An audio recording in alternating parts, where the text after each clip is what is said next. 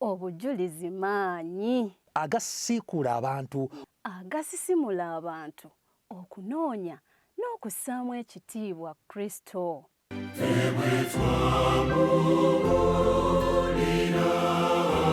Kituyamba butajja maaso gaffe ku Yesu Kristo.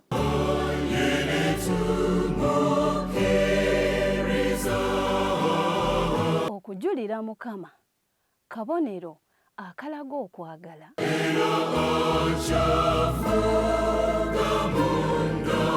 obujulizi butegeeza oyo akola ebyewuunyo ebyekisa.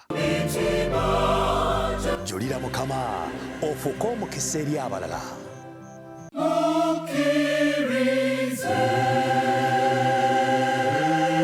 Awaanidde okuyitimuka wonna. Omulabi waffe omulungi nkwaniriza ku lutimbe lwa 3ABN mu program Julira Mukama. Amannya nze Ddembe Herbert omwanjuzi wo, era nga tugenda maaso mu program etuweereddwa okuba nga tujulira nga twogera ebyo Mukama waffe Yesu Kristo byatukoledde, ebirabikako, ebikwatikako, ebiteegaanika. Mu butuufu teri muntu atalina bujulizi. Era ensonga lwaki mu Zabbuli 17 olunyiriri lutugamba nti singa abantu bategeera Mukama Katonda byakolera abantu, ebyamagero byakolera abantu n'obulungi bwe eri abantu, mu butuufu buli muntu yalibadde agulumiza Mukama. Kale n'olw'ensonga eyo tuli ba mukisa nate okulabikako mu studios ne munnaffe Mwesigwa Yusufu. Jjukira omulundi guli ogwasembayo twali naye era n'atulombojjera Mukama Katonda gy'amugye okumutuusa wano waali. Naye twavaawo ng'atugamba nti nno emisomo gyagootaana ng'atuusaawo mu senior 5 yatugamba nti omutwe ne gubuguma. Ebyaddirira bye tugenda okuba nga tutandikirako leero tumanye, awo nno tulyoke tulabe naffe we tutandikira okwongera okugulumiza Yesu Kristo. Bingi nnyo ebijja era kansubire nti naawe olina by'ogenda okuba nga weetwalira mu puroguramu eno. Ssebo tukwaniriza nate ku lutimbe lwa 3ABN. Lamusa ku mulabi waffe. Omulabi waffe era awuliriza kwebaza kwebale kubanga olese emikutu emirala gyonna n'osalawo olabe ffe Mukama akuwa omukisa. Nsaba oyongera okuwulira olugendo lw'obulamu bwange, oba oliawo we naalumalirako nga nawe abadde atuuse mu mbeera ez'okwekyawa, oba oliawo tuke n'okweyimbamu ogwakabugu ng'obisazizzaamu okkirize nti eyo nteekateeka ya mulabe, naye Mukama mweteefuteefu akuwanguze ate ku nkomerero gye wano ojulire omujulire. Amiina.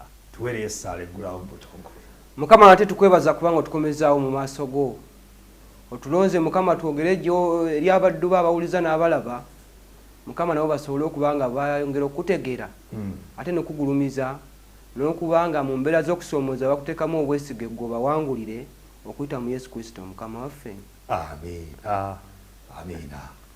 Omulabi waffe omulungi obutamala biseera tugenda kuwummulamu katono nnyo bwe tukomawo obutereevu tulyoke tulabe Mwesigwa wagenda okutandikira okututwala mu maaso mu lugendo lwe ng'atulaga Mukama Katonda byamukoledde. Oli ku program Julira Mukama wano ku 3ABN TV. Tovaawo.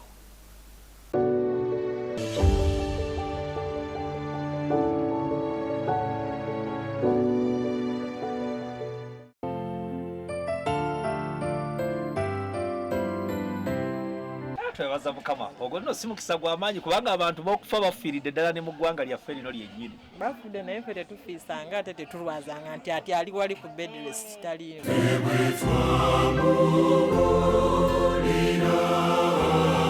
Abamu tusenga twafa dda waffe tuli bamaama nga ate ffe bataata.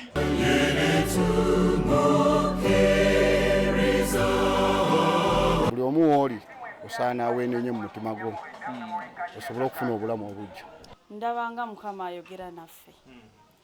Julira Mukama ofuuke omukisa eri abalala.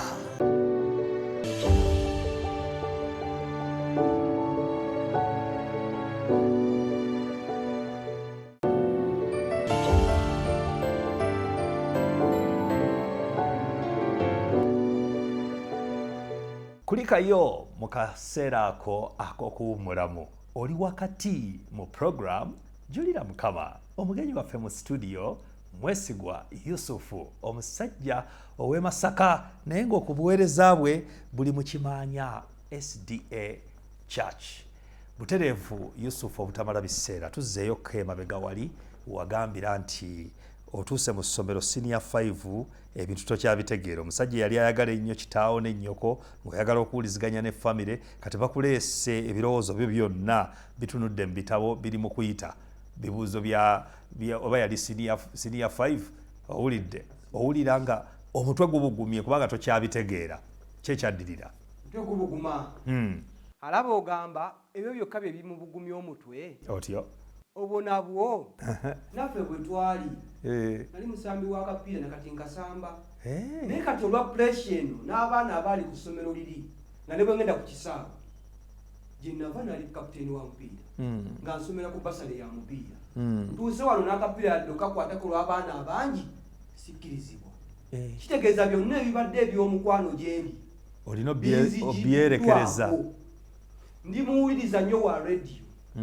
rediyo kuva mu buto bwange nga rediyo temba ku lusekere enjire kabaka ngenda ku ssomero olutuka gye ntuukirako era nakolanga nnyo okugula rediyo zeezo era nga nze ne bumenya eriyo ya rediyo yange amaziga gatulukuka ebyo ab'ewaka babimanyi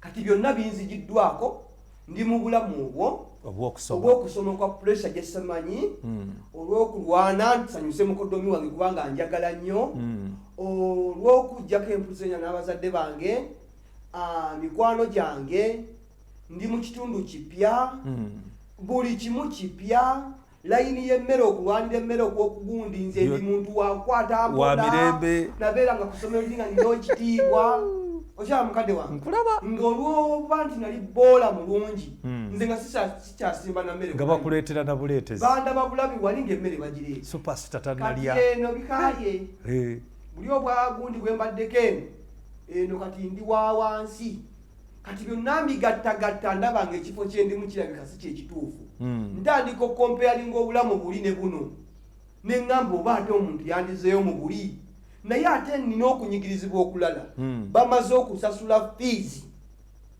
ate tezirina kgendera busa fiizi ndaba zifa ekirala ndi musajja mukozi nga bwe nagambye okuva luddawa mu buto bwange ng'enkumbi enyooka sinnakubuulira lugendo lwa kusoma naye nalo luki luwanvu kuva mu kusoma nga linagambye nti essomero yaffe yali kumpi n'ewaka nali nsuubula ebikajjo nga ku buleeka enzijja n'enguza abaana b'essomero kulanki nkomawo ne mbaguza kwegamba oba okola akasente ko ng'eno bw'osoma kambeera mu nsawo kati eno gye ŋŋenze akasente ke najja nako nga nveeriira mu capati ka poketi mane buli olukya kakendeera ate tekeyongerako sinasuubira kweyongerako oli mu bondi byonna binzijjako wano omutwe gukola ki nga weetikka bingi omutwe guvaako gwavaako tusemberera awo okutuuka ku vidi appetite egenda sikyayagala kulya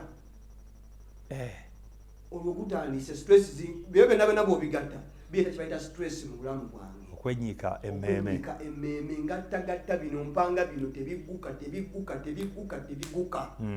ekireetera abantu ofuna stress byebyo buli omuntu bwe gulowooza ennyo n'ofuna solution y'ekyo ekizibu kubanga ebizibu bitera okulowooza ennyo buli bw'olowooza n'ofuna solution okkakkana naye buli bw'olowooza ennyo solution n'ebula bw'oteebaka ovaako esebu njogera yabavubuka bwe asiimuse bannange nasiimukako naye kati naddako naye engeri gye nsiimukako byebyo ebyandetera okuvaako nowe sokotereezemu mu kusiimuka awo ebintu byonna wabyerabira watuuka ekiseera obwongo ne buba nga tebukyakwata bulungi kiki ekyatuukawo ddala mu bigambo ebifuutifuuti ekimu ku byetera omuntu obuzibu omuntu bw'aba takyebaka kimala aba mukabi kati bwe nagendanga okwebaka mu ddoomu abaana basuzangako ettaala abaana babeeranga nga baleekaana kati mu kuleekaana kw'abaana okwo nze biri byonna byonna nabigattanga nga bibeera mu bwongo muno nga byetolola bwe biti omutwe gutambula natandikanga okutuya n'entuuyo ezitategeerekeka nga eva buli bw'ondaba ne bw'olabanga akaseera ak'okuwummula obwongo buba bukola bwe buti biri mu bwongo bitambula bwe biti kani nabeeranga mu kirasi ngera bano ebantunulira buli kadde balaba ntuuyo nzitulukuka n'oliko osalawo sikyalina mazzi genywa gamalanga bw'obeera eno sikyalina appetite egenda ku layini ya mmere naye ne bwengifuna tekyagenda era nga ngireeta babikosi moyo muganda mukwano gwe nga tugigabana kumakya sikyasobola kufuna buugi natandika okwesala ne weiti ate ngera kuva dasaali munene kati ali n'otoola ne katono koolinawo kati ndi mu mbeera eyo nembaako omutwe ne guvaako era ekyaddirira sebo n'ekyawa otyo twagenda nali mmanyi nti eno wenvudde eno gyendaga wewali emirembe nyenze emirembe nalina ne idea mu bwongo nti essomero 100 ku 100 lya kkanisa kubanga omulamu gwange bwa buweereza kati nanyigirizibwanga nnyo eno mu ssomero gye nnali erya secondary lya Kelementi kubanga lyendiri ku musingi gwa bukatuliki nga ku sabbiiti ebigezo bikolebwa lesoni zigenda mu maaso ndi muntu atayagala nkudojinganga lesoni yonna yadde class kati tuzze eno nali mmanyi nti eno sabbiiti ngenda kubeera mu katonda wange nga neeyagala mmanyi nti sabbiiti ne bannange bonna baakoze eki baawumudde tunaddemu okusoma ddi ku Sande oba Mande kumbe bwe twagendanga ku kyaki batukiriza nga tugende tusinze naye ng'ate eno kirasi zigenda ludda wa maaso ng'ate abasomesa ba Roots College bali bannange bakaaka bali bakaaka baaba ate nga kyekituufu kye balina okukola kubanga be bayizi be balimu olw'okwagala okuvuganya mu nsi eno yebyenjigiriza si musango naye buli we nabanga ku kyaki nayotuuka ku ssomero nga bandese dda abaana bakopulda empapula nga 12 eza black ate ng'oyagala kubeera mu basooka ab'okumwanjo notisoyo simulina eri bwe natwabeeranga ene waffe gye ndyogabe nga nsoma nga tukola empapula zaffe nga 5 6 nga mu kita kati wano ziri mu 12 ate eyo ey'emu basomeseza nga 3 webedde ku kyaki sinze muntu avayo saa 7 ndi muntu asiiba ku kyaki bino si byakwewaana kadde waana ekyo ne gyembeera bakimanyi Yusufu ng'okusinza tekunaga okukyaki sivaawo era bw'olaba nvuddewo manya buweereza bwa mawulire olwo bampise walala mbeko byenzibuse ebikoleddwa abooluganda bigende ku mpewo za redio wagenda okulaba nga byetuumye kati byetuuma tokyasobola kubigumiikiriza kyasobola kubigatta n'osalawo oti kyokka nga neeka mu kyalo nakino omukadde kankikugattireko bamanyi Yusufu kati yagenda okutusitula era ekyo kyaŋŋambibwanga kati k'otuusa awo tukulinamu essuubi tukulaba ogenze kati naliko ekyo nga mmanyi kati enfuuse ntunuuliddwa ng'ettaala y'amaka ga taata mwami Kalonda Elisa ne maama mukyalo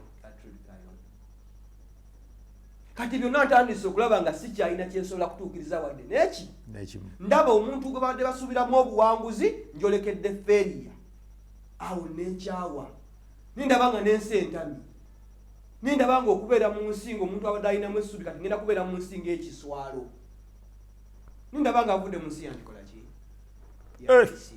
kyatuuka ne kweri eddaala natuukawo era mu ssomero nanyigirizibwa nga mukwano gwange oyo Kosima mujjukira nnyo obulamu bwange yatobanga nnyo nga muvubuka simumanyi naye yafangayo nnyo gyendi yandabanga embeera zange ng'okuba nti yali amanyi obulamu bw'ekisulo yalabanga wennemererwa emmere bwe yaleetanga nga ye esooka gyampa gwe simanyi waliwo abantu Katonda basindika mu bulamu bwaffe ebiseera ebimu tuyinza n'obutabamanya naye nga Mukama Katonda okuva bwe tutonnya mu nsi eno okutuusa lwe tugivaamu tatwabulira abeera naffe kati laba munnaffe bw'abeera ku ssomero n'asisinkanayo omwana gw'atamanyi naye nga afaayo nnyo okulaba nti munnaffe asigala nga anywedde ebintu ebifaanana bwe bityo tebinnyonnyoleka naye nga Bayibuli yatugamba nti oluggi olulungi lunziguddwawo naye abalabe bangi mu mbeera eyo ssebo weebuuza omwana ono annyamba atya twalina kakwate ki tekaaliwo naye Mukama yamusindika ng'amusindise nga Yona nga missoni ye yakulabirira Mwesigwa kyennyanja bwe kyamusaabaza kati noono kyali kyennyanja ekyansindikibwa Katonda yadde ntuuse mu mbeera ey'okwekyawa kinsomose abananzijaawo okuntwala we ngenda okufunira obujjanjabi bantuuse omuvubuka yali akola sciences nze nga nkola arts abaana ba sciences zino naye kati obadde obiwulira ne mu masomero omusomesa wa sciences nga bo batuula waabwe aba arts waki siwe bibadde embeera bibadde mu ssomero. Waliwo akafaananyi ke twalabako ku mukutu ku mpuliziganya nga balaga owa science ng'avuluba n'eddigobe ate ng'owa arts ng'ali wali agamba bannange ono wa science oba babujjawo ababukolo omwana akola BCM nze ndi mukola hero twayogeranga hero nagamba ne bagenda mu geye ate nze mmanyi nyina geye history economics Luganda oba literature in English wiranga lutambula mbuliranga olukuba budinda otyo kakati otuuka ku nsalawo twagala osalewo otubuli kiki owasalawo kati biganye ngenda awo navaawo nasibira mu ddwaliro emulago namala ennaku 10 nga sirya sinywa ndi ku kitanda bandisiza mu kapiira ng'omutwe gutabuse sikyalina gwenyagala kulaba buli omu mulabanga mulabe wange bitabuse era nevanyuma ennaku 10 nga sente zigenda obulwadde obunyabonya tebabulaba bakebedde buli wamu beeraliikiridde balangiridde okusaba n'okusiiba nno ssebo bakugattako baganda bange bonna ne bamalako ennaku nga bali mu kusaba okwokukaaba amaziga omwana Yusufu akola ki agenda amaffe ebazibwe amiina ebyo byaliwo mu 2016 mwenna abaasaba ku lw'obulamu bwange musumba nsereko lwavudde Masaka batwetera omusumba omupya gwe tulina kati ye musumba Mpata Fred yali yakatuuka omusumba oyo era naye mukwano gwange amiina yatuukira ku nze mu ddwaliro yannambula yansabira kama yebasibwe awo nno nga bwe nakulaze nti nali njagala taata okusinga maama olugendo lujja lutambula nkulaga nti gyenva ndabayo ne gyendaga wakola ki ekyali kinjagaza taata nakikugamba closeness era yaliwo kati maama lwaki nali simwagala nnyo nti maama ye yankangavulanga ng'alaba nnyina wempaba ng'ankubamu kati mukunkuba okwo ndowooza maama tanjagala kumba nnuŋŋamya kati taata olw'omukwano nti nze nagenda ngaeyo ndeeta ku bupeera taata muwaavu ffenne buyembe taata alaba bankuba nnyo bwenkaaba bimuluma ng'agamba maama mulekeraawo muleke kati nayagala taata nga ndaba yantaasa ku maama nkuba maama simwagala nnyo mu kaseera ako naye mu ddwaliro njigo nti maama ayagala Yusufu we maama yabeera mu ddwaliro emulago yanzijjanjaba teyanneeganya nansabira maama yalemanga okwebaka gwofune kutulo nze nfune kutulo naye nkulaga mukadde okumanyanga nayita mu kusomozebwa okuva mu mwezi ogwokusatu 2016 okutuusa mu mwezi ogwa Desemba 2016 Mwesigwa Yusufu akulaba kati nali sikomba ku mpeke ya tulo nga bwe nnyingira okuwulira nzibiriza buzibiriza kungulu nembanga eyeebase naye nga munda entuyo zitutambula mu bifo ddeeno ddeeryo ndi mutulo naye ndi mu kutambula nveeno nzira eno mbala kino tekivaamu kino kikupuka kino kiganya ndi mutulo bwagenda okuba nga asituka mu bwenti nga ntuyanye ne mu ddwaliro bwentyo maama jjanjaba abasawo bakola ekisoboka abasaba basaba Yusufu takyuka balaba embeera etabuse mukulu wantuusa n'agamba maama wano tumalawo biseera ddagala terikyakola Yusufu wali awo agira n'asitukamu naye nga tabitegeera ne banziza mu kyalo nembeera mu kyalo nga siriiko ng'ebintu mbiraba ekituufu nalinga ng'omuntu agudde eddalu naye nga sikuba mayinja nga sikyayogera ndi muntu munyumya nnyo bannamawulire otumanyi nga twalanise kwogera n'obudde bukya nga sisirise ate nga sikooye kubanga okwogera ekyo kindimu naye nyina kwogera ki nazaalibwa kuweereza ntandika ebimu ku binetera embeera eyo byebyo kati ntuuse mu mbeera okumanya nga nvuddeko sikyasobola na kwogera nabanga musirise obudde bwange bwonna nga sikyayogera stress zinneetimbye sikyalina smile bwentyo ekkanisa yali yeemanyi nti Yusufu buli wabeera alina kukola ki kuweereza eyekasaana ne mu mbeera eyo olwokuba nali saakuliramu kubeera waka neewaliriza nga nengenda luddawa ku kyaki kubanga nali mulamu omubiri gwonna nga mulamu naye nga ekizibu kiri luddawa ku bwongo sikyalowooza sikyakola ki buli onatulanga ku kyaki ekasaana nga baŋŋamba werekera ku kiki ku kituuti kubanga bamanyi ndi muki ndi muweereza. Kati awo emisomo wegikoma? Emisomo eyongerayo mu siniya ey'okutaano ngende ku HSC malize ey'omukaaga awo wegikoma. Abaana ne bawumula baali bamanyi nti bawumula taamu esooka taamu ey'okubiri nja kuba nzirayo ne bigaana. Taamu ey'okusatu bawonawona balowooza nja kuddayo naye ngera sinatereera nga tusaba tandise okubaako gwe nkolaakolaawo ne bigaana. Nalowoozaako n'okutta. Kwatiriramu. Omulabi waffe omulungi Bayibuli egamba nti mu bintu byonna twebazenga Mukama kubanga okwo kwe kwagala kwe mu Mukama waffe Yesu Kristo.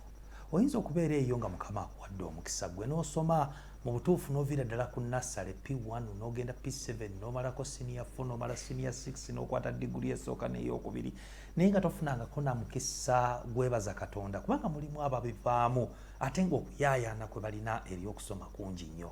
Abamu school fees kati munnaffe atugambye nti ye gwali mutwe ebintu n'asoberwa ate nga n'embeera eyamuleetera okubanga asoberwa kabe kasinge n'abasomesa ne bayizi banne tewali yakimanya. Kale weewuunye engeri Mukama Katonda gy'atuyisa mu bulamu bw'ensi eno mu butuufu agulumizibwe Mukama waffe Yesu Kristo kubanga Mwesigwa tumulira wano mu studio twogera naye. Bwe tukomawo tugenda kutandikirawo wennyini tulyoke tulabe oluvannyuma lw'okusoma ng'akuteesa ebbali kiki ekyaddirira wano ku 3ABN TV tovaawo.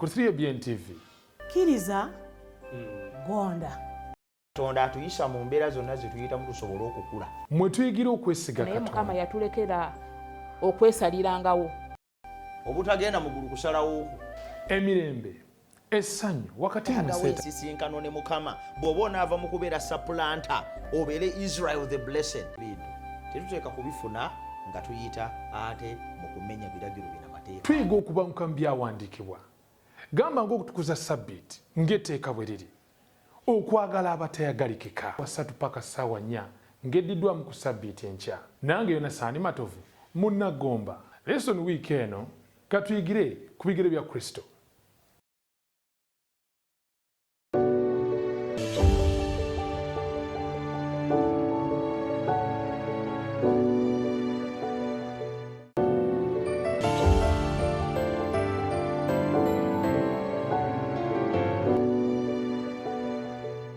Kulikayo mu kaseera ak'okuwummulamu oli wakati mu program Julira Mukama omwanjuzi wo Zeddembe Herbert Sekanyumiza pozo okukutegeezaako bw'obanga wasubwa omukisa guli okulaba programu yasooka osobola okugifuna otya.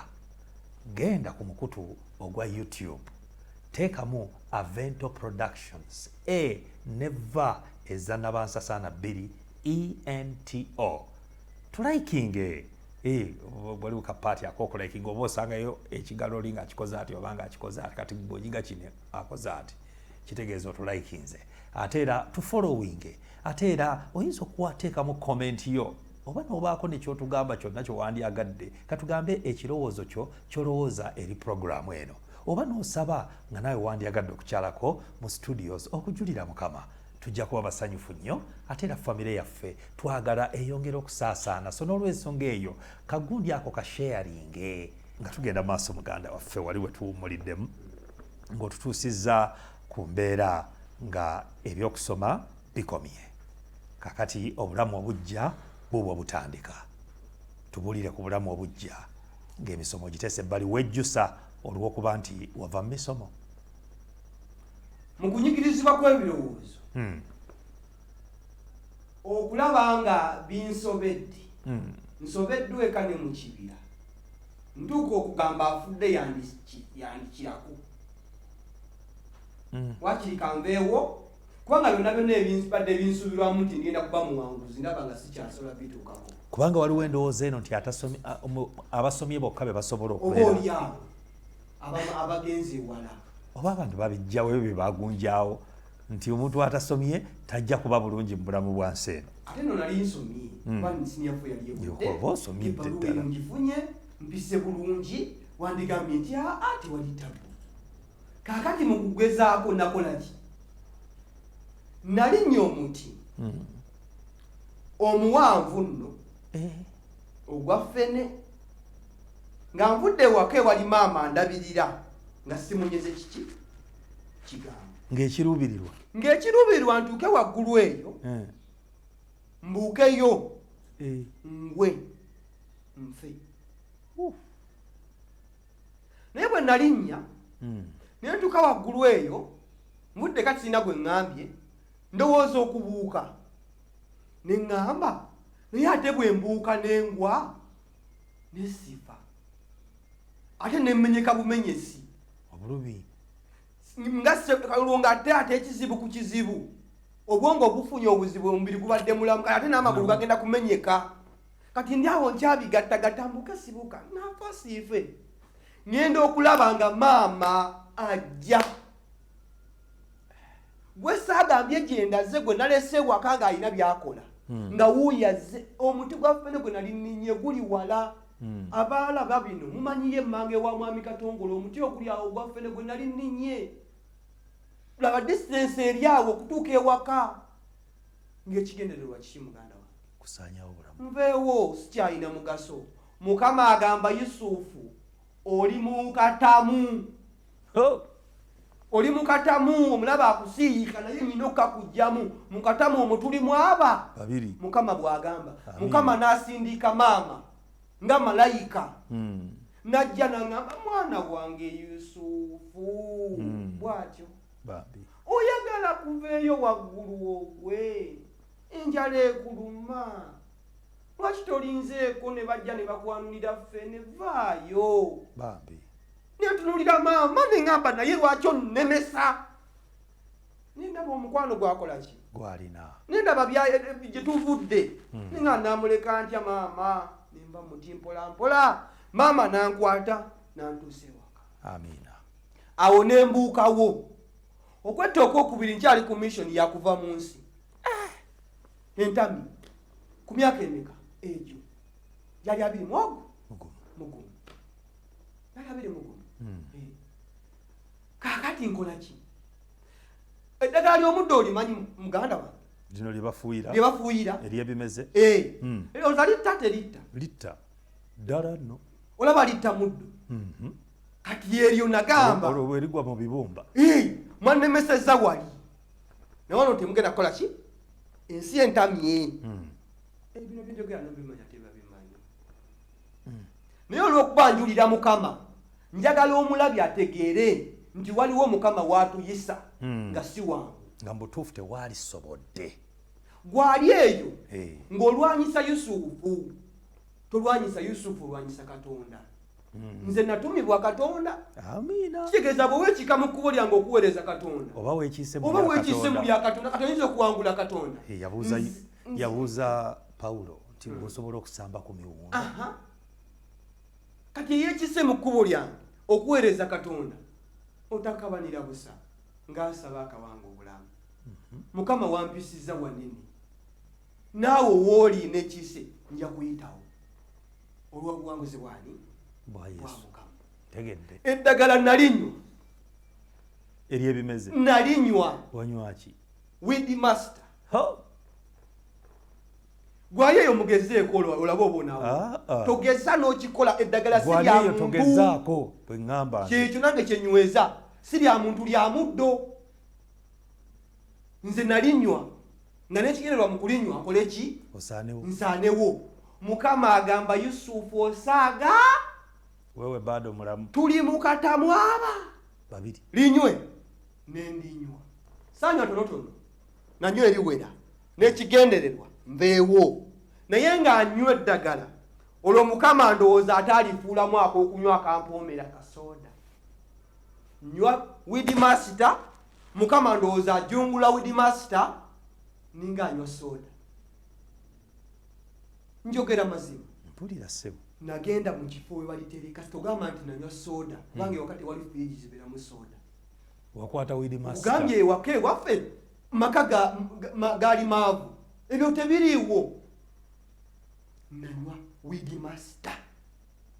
Kubanga eddagala ly'omuto libeera weewakana kati weeriri. Bantu muli bali. Kubanga eka tuli balimi gye nanywa mu kasito waawe nalisanga ne ndinywa mu bungi. Bwe nalinywa era ne mmanya nti kakoze eki kaweddemu kanyingira obuliri mbe nebake banansanga eyo bagambe nti kaweddemu nga tebamanyi na kinkise. Bwe natuuka mu buliri emmeme nensinduukirira otyo nengira tokutandisa okunkyankananakaawo zimanye kigenda mu maaso emano akantu kakola ki kakola ngenda mbeera netabuka nenzirukamu nenfuluma mu nyumba nenzira wabweru nentandika okutanaka bwebi mbeera bwezibeera. Kati maama mpulira ajja nkwatako wano bwengira nekaka nagano no omwana nalwadde omusujja gumulumbye nze mmanye ekintawaanya. Maama watoba ku lwange Mukama akumpeera omukisa. Amiina. Taata nga yasaba bazukanga ekiro ne bajja ku kitanda ne basaba nabawulira mu kisenge nga bakubaganya ebirowoozo omwana ono Mukama nga mbawulira balowooza neebase naye nga seebaka kuba mwezi gwa 3 paka mwezi gwa Desemba balowooza neebase seebase bakubaganya ebirowoozo ku bulamu bwange. Kati nze ekyaneteranga okubanga eyeebaka bye birowoozo naye mba nga sikyabawulira birowoozo bitambula mba nga sikyawulira olwo bigenda eno naye ng'ate olwo ebirowoozo biri mu kutambula kolekitinze ku lugendo lulala.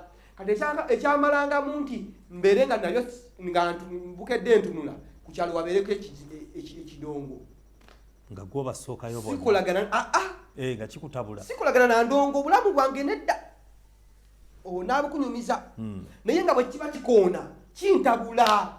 Kati ebikoona byonna kyeze ekiro nsula binkoonera mu matu awo ekasiza nti sikola ki seebaka.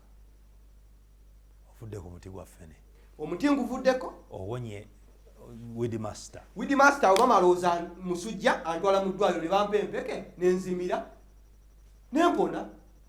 With master teyanzita gwe bona amugezi akajja kutta naye nze lwaki teyanzita nali nyina okusukka waawo nkole omulimu gwa Katonda era ndi mu kugezaako okugukola Mukama nga ye mubeezi. Gamba ngukola ffe tetugezaako ffe abakristaayo Mukama atuyise era yatandika era yakola mu ffe. Weewaawo. Kaakati omwaka gwongera okutabuka mukwano gwange ye maama ye taata. Kati taata afuna obuzibu. Taata agenda ku kitanda. Taata bagenda kumulongoosa. Taata dwaliro gye bamutwala okumulongooseza be nakategeera batwaliddwayo okulongoosebwa tebadda baafiirangayo. Eri mukasana gye nakugambye mukasaana si kasana kasaana agala ofaana n'owewaka gyatwaliddwa obulamu bulabika ng'obugenda kubanga bwe baamutwala mukwano gwange avuddewo ne maama abadde alabira akola ki kati babadde bannyambako wano kati nsigadde era mu bulamu buno mbadde ngenda ng'atereera naye ate ebirowoozo byaddamu nenzirayo mu mbeera eri. Mmanyi taata akoze eki agenda. Taata bwe yava ewaka nedowooza dda nkya teyadda nedowooza dda lunaku luddako teyakola ki yamala mu ddwaliro wiikisi 3. Kati nze nagumiikiriza obutabeerawo bwa maama ne taata wiiki etya obwongo wonna bwebuuza ki ekiddako bano beebaka nze ensula ndowooza kuyafiira taata gye bamututte manyi taata tebagenda kuzza muntu mulamu buli olukya manyi taata bakomyawo ng'akoze eki nga kugamba ebirowoozo kye bikugamba byonna kye biŋŋamba ŋŋamba kakati taata agenda mukwano gwange akola ki anvaako ŋŋamba Mukama taata agenda kati bulamu ki obuddako nga taata takola ki olaba bukalubye kati nga waali kubajjukira ne wano we naddira buli embeera ze nayitangamu olw'okuba bambiye omutwe gwali gwakubibwa omuggo kati nange ate alaba gwange gufunyemu obuzibu yalowooza nti ndowooza embeera yemwe tutawaanya kumba ate ogwange guvuddeko buvi kati yambudaabuda ng'akozesa experience y'obulamu bwe nga era ngamba nange bwentyo bwe nali ojja kukola ki ojja kutereera ojja kutereera embeera ejja kutereera mpola mpola nange mira eddagala eryo bwe tutyo nange bwe mira nange ngira nentereeramu bwe tutyo ojja kuba buki kati abadde ampa kamfati eyo agenze luddawa mu ddwaliro essuubi lyange takola ki takomawo era mnembaako kikye nakola era njagala kuva muki mu bulamu bwansi ayina eddagala lye baali bamuwa ery'obuweke obwotulo mubumanyi obuweke Piritoni kiki obwotulo obwo obuleetera ddala otulo okumanya nga bwali bw'amaanyi bwe yamiranga akalamba ujjukira omutwe olwo gwe gumuluma ennyo nga tasobola kwebaka kamunguluza amutwala nagambye omutwe bagukuba ne bagwasawa era yatungibwa naye Mukama n'amutaasa kati obuwuke buno bwe bwamulumanga bwe bwamuyambanga okufuna otulo kati nga akkirizibwa okumira katya akajjudde olumu ng'amira haafu aba amanyi nti enkyayagala abeeko byakola kati ng'amira haafu nemuyamba okwebaka asobole okuzuuka ku 12 ku 2 si ku 12 ku 2 alimeerimeko kubanga obulamu bwe mukozi kati lwe yamiranga akalamba ng'ajja kuzuuka ssaawa 5 kitegeeza bweke bwalinganga obutwa obutta kati bwe nageragiranya kubanga yali ambulire embeera gy'ayitamu ng'abumize ne manti kati nno nze singa mmira obusukka mukamu mba ngenda jukira obulamu butabuse naye mpulira ekikoona ndowooza taata gwe baleeta wempulira piki ekoona ekiro ndowooza bamuleeta kakoze obulamu buvuddewo kati byansobera siramu okuvaako ogwokubiri kati nenkwata obweke saamira kamu saamira busatu saamira butaano saamira 10 namiranga 40 tufudde akamu kakuyisaawo paka wagambye kitundu nga kyekimuzuukusa ku makya ye yakuba 20 otyo nga 20 n'obuyiwayo bwoti naye omanyi kye nakola nali njagala awo yadde nalimu eyo embeera naye ng'ate eggulu ndyagala abaffe ng'eggulu ndyagala ng'ogezaako kwanguwa kati ninga ng'agamba kanve mu nsi mpumule mpumulire mu Mukama waffe kumbe yeetuze talina gyagenda kutufuna bulamu bwa ggulu ekyo nga nkyerabidde kati kikye nakola okumanya nga amawulire banaye nyina kubawa amawulire abannemesa okuyingira mu mawulire bakola ki balimba nakwata essimu eya taata nenjiteeka mu likodi taata ali yassaamu obubaka bwa musumba ono omusumba waffe yafaamu yasooka okuweerezanga ku mikutu gino nga tetunaba kugenda nga tetunaba kufuna rediyo yaffe era kikaziri 10 omusumba oyo yabuliranga musumba Sendawula omutwe gukola kati gwakomawo nozoguwulidde olengera musumba Sendawula obubaka obwo taata yali yabuteeka ku memory kati ng'obeera obuwuliriza kati nga bwayagala mbeere nga mpuliza buzizengamu essuubi kati naye mmanyi essimu awali akalikodinga olaba amawulire ndowooza omutwe guvuddeko naye era amawulire gatambula jukira amawulire kwe kulikodinga ebibaddewo bisigalewo ng'obujulizi kakati njagala kuva mu nsi naye n'akayimba ke nayagalanga mu kaseera ako buli we nakawulirizanga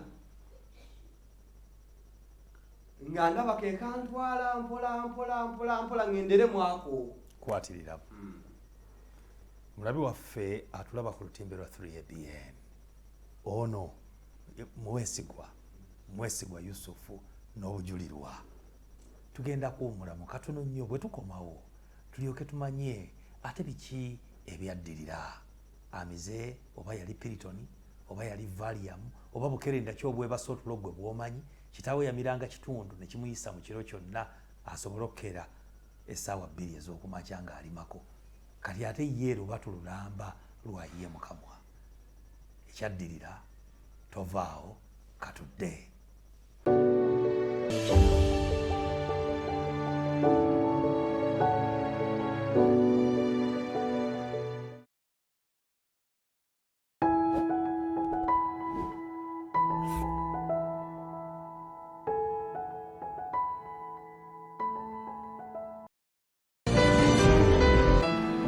mirundi emeka gy'olowooza ku mbeera gy'oyitamu ng'oli wakati mu lunaku. Kiseera kikyowaayo okufumittiriza kw'oyo akuwa amaanyi g'okozesa.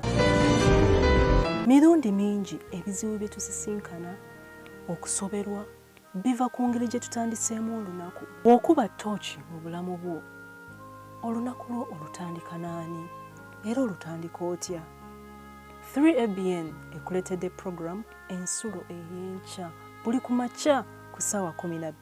Funa omukisa okutandika olunaku ne Katonda ng'oyiga okuva mu nsulo ey'obulamu nga kye kigambo kya Katonda.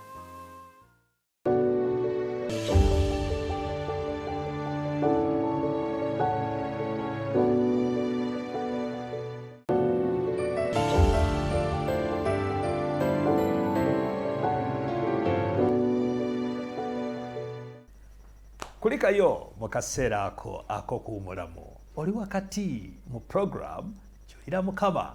Tuli mu studios ne Mwesigwa Yusufu. Tuli mu kanyomero kaffe akasembayo katulabe biki ebyaddirira. Yusufu, nkulaba oli mulamu, kitegeeza ne Valium teyakujjaawo. Wasomoka omuti gwa ffene, n'osomoka Weedmaster, kati n'osomoka olubatu olw'amakerenda ag'otulo. Kyekyadirira awo nno wenakkiriza nti ebyokwetta nabivaako tebisoboka. ne bwe naakola ntya sijja kufa, ojja kwekosa wekka. netandika okulaba abafudde nengamba wakaliraba oyo nembegomba nze njagala biganjira ate oyo agenze kyokalaulamalakabadde akyakwagala. Kati bwe nava mweyembera bantwala mu ddwaliro, eddwaliro gye maama yagamba nti ne tata n'asalawo nti mumuleete wano. Kati mukuntwala bali we bali ababiri obulamu bukomawo. Ng'obalabako? Mbalabako, taata mulabye mulamu. Byembadde ekyannuma buli kati we natereera nkuba akafaananyi embega nga byonna byonna bye nali ndowooza nti byebizibu.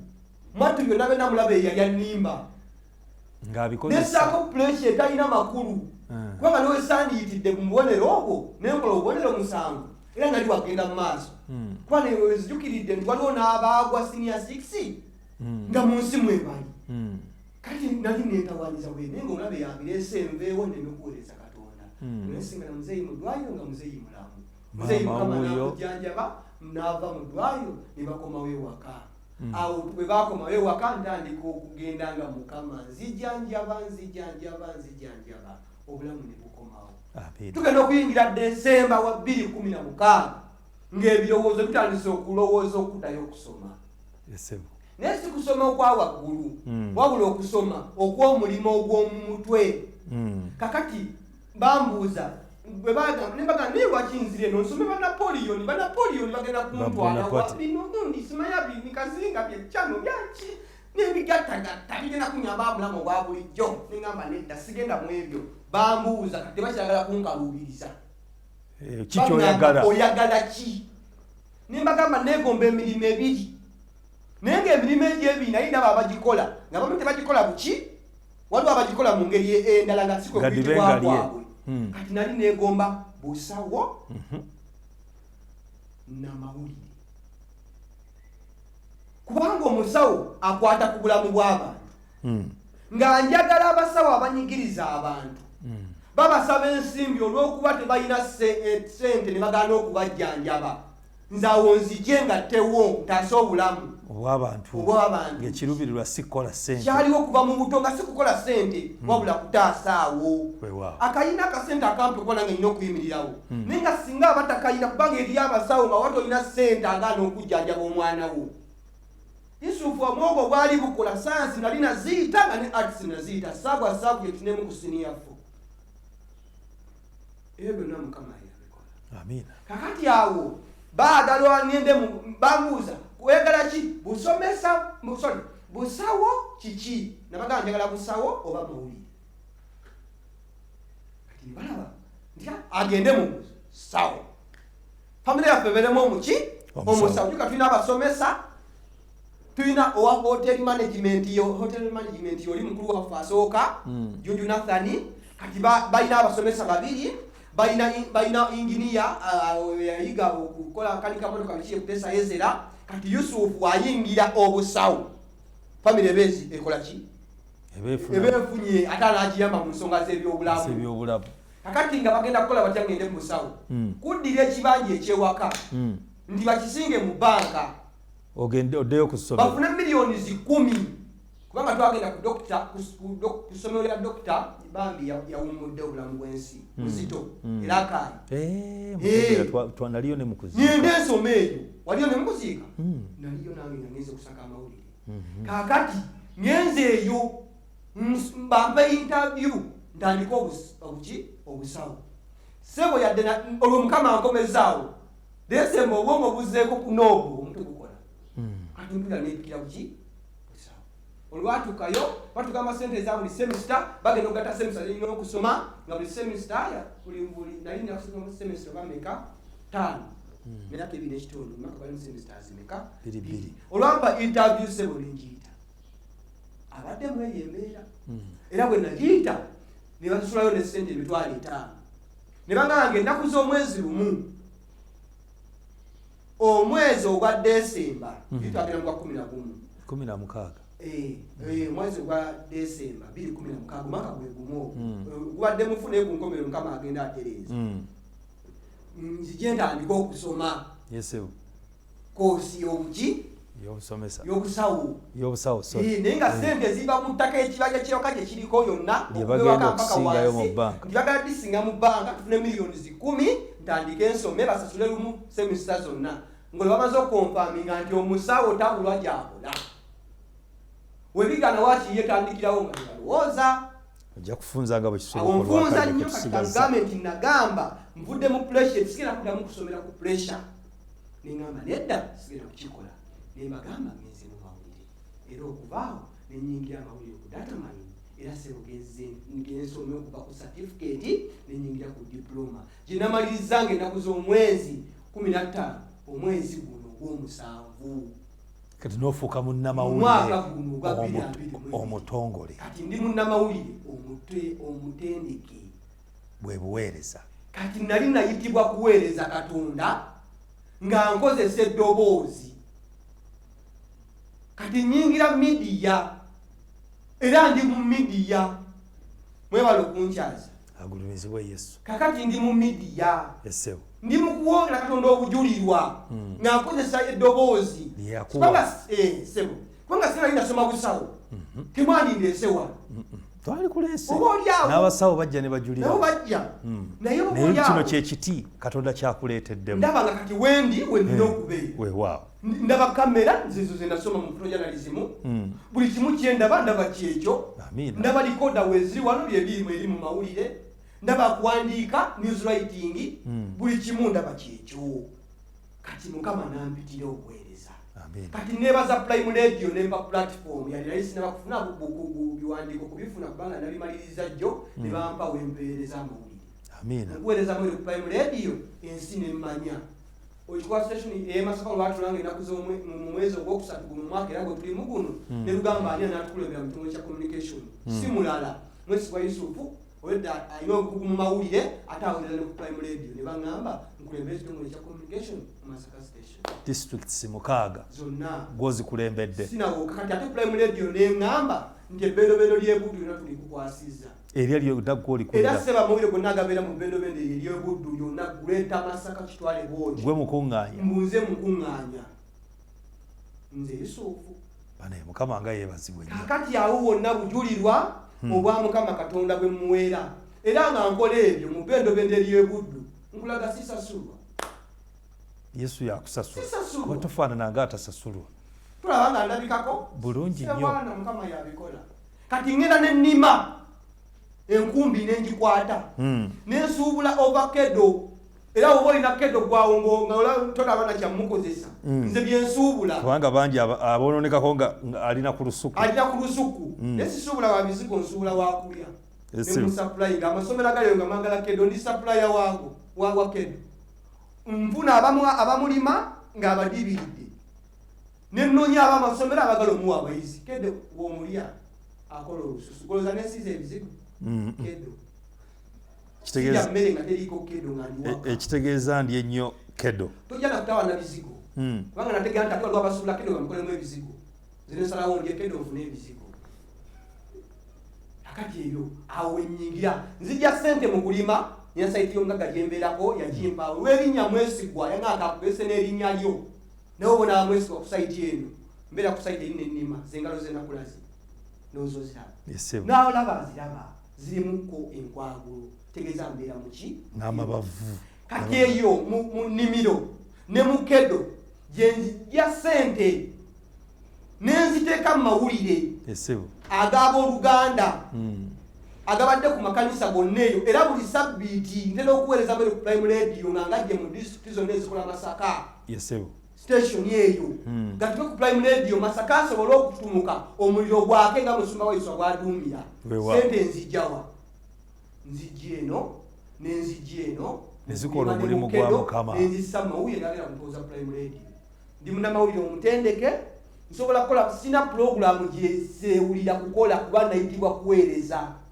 ku mpewo za rediyo zonna kasitamba nga mpeebwa omukisa ekisooka ku nze tonzigyako eddembe ly'okusinza Katonda wange ekyo oba olimbawo sijja kukola. Ki ekisinga mu bulamu bwo kye weenyumirizaamu ky'ogamba nti okuva lwe nakituukako kino emirembe gya Yesu Kristo ne gibuukala mu bulamu bwange? Okuva lwe nafuna obuweereza mu kanisa nga sikyazibirwa kkubo mpulira nga buli wempeereza emirembe gya Katonda kubanga wali we nafuna buzibu buli namaze okudda enkulu nawe obujulirwa eri Mukama nasaba Mukama kino nibwa Mukama bw'onnyamba nonziriza obulamu bwange nga bwe bwali obulamu bwo bw'onaabuzaawo Mukama ngenda bukozesa okukuweereza kati Mukama ne muwa obweyamo obwo na Mukama gy'asigazza kwe kuzaawo obulamu bwange kati bw'abuzaawo nze neeyama kubukozesa kumuweereza y'ensonga lwaki ntalaaga wonna nga sinoonya ssente wabula nga mpeereza Katonda. Amiina. Kati ekyo kyekyo kyensinga okwenyumirizaamu era bwe nfuna ewantu n'empeebwa omukisa w'okuweereza Katonda sisobola kugutenguwa era abakimanyi mukimanyi gyemiti gyalina mu buweereza tewaliwo naye ntenguwe era sebo ne wemumpa omukisa nkome wano ku FBA nja kujja.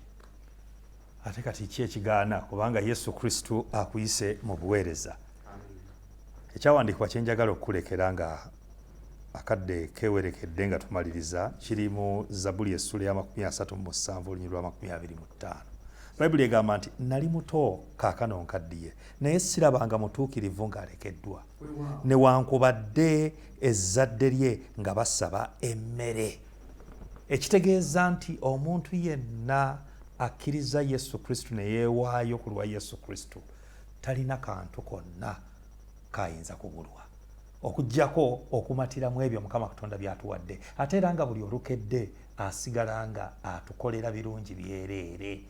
Agambye sooka onoonye obwakabaka bwa Katonda n'obutuukirivu bwe ebisigadde byonna binaakwongerwako. Omulabi waffe omulungi abadde atulaba ku lutimbe lwa 3ABN ndowooza mu puroguramu eno olina kye weetwalidde. Nze neetwalidde okuva eri Mwesigwa nti omuntu Katonda gwakuumye ayinza n'okugezaako okweggyawo mu bulamu bw'ensi eno naye tajja kusobola. Ate era nga tukirabye nti Yona yagezaako okuva ku mulimu Katonda gwe yali amutumye ne tumulaba mu lyato ng'abantu baali nabo be babonaabona ne bakwata n'abagamba munsuule busuuzi mu mazzi mulyoke bufune emirembe era bwe kyali olwamusuula mu mazzi ekyennyanja ne kibaka ne kitwala ne kimusesema ne kimuzzaayo gy'alina okubuulira enjiri ya Mukama waffe Yesu Kristo. Kale n'olw'ensonga eyo bwe tugezaako okugaana okuyitibwa kwa Katonda waffe ffe bennyini tuba twekosa naye ate nga Mukama Katonda aba akyali naffe. Kale neebaza Mukama olw'obujuliro obwo bw'otuwadde. Akatalekeka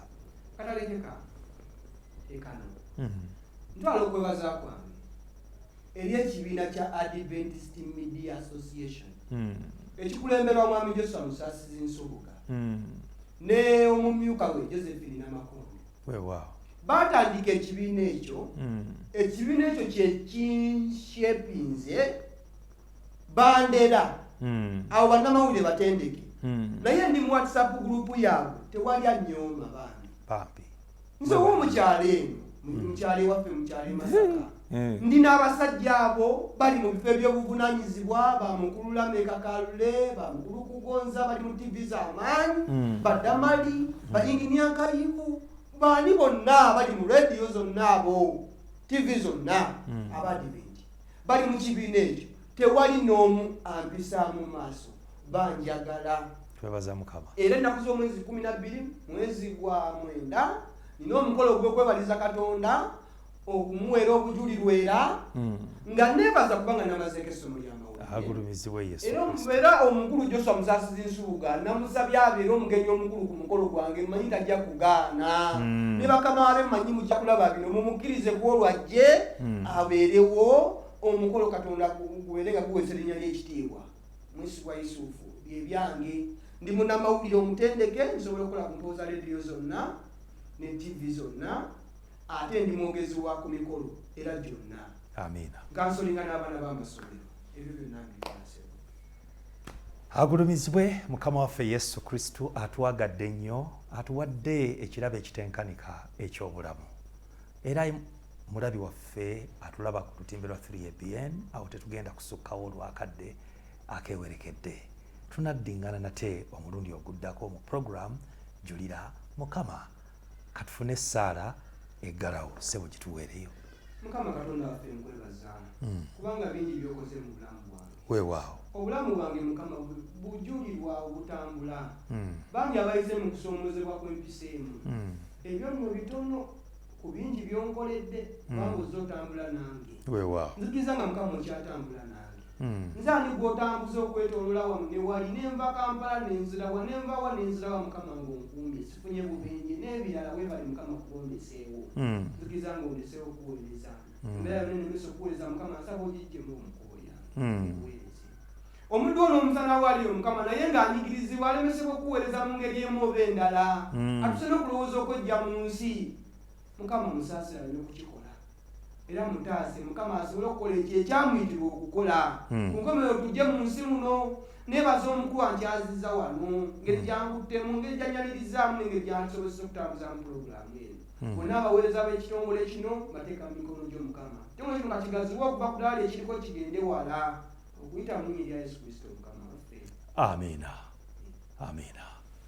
Weebale nnyo nate n'omulundi oguddako omulabi waffe mirembe Yesu Kristo abeere naawe okutuusa lwe tunaddingana. Beera bulungi weeraba.